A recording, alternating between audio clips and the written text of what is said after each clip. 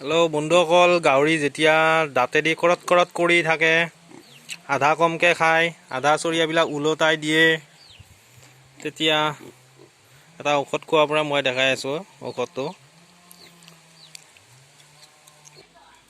এইটো ঔষধ খুৱাব পাৰে। এইটো পিলুৰ, তেতিয়া পিলু হৈছে বুলি গম পায়। এইটো পিলুৰ ঔষধ। 100 ml ৰ দাম কিমান হ'ব? 145। দাঁতেদি গাহৰিয়ে কেৰেট কেৰেটকৈ কামুৰি থাকিলে, আধা বেছিকৈ নাখালে, ক্ষীণ হ'লে এই ঔষধটো খুৱাব লাগে। ইয়াৰ লগত আৰু এটা আছে, এইটো LB-ভেট প্লাছ। এইটো 1 লিটাৰ আছে, 250 টকা এইটোৰ দাম। এইটো খোৱালে গাহৰিটোৰ চেহেৰাটো ঠিকে থাকে।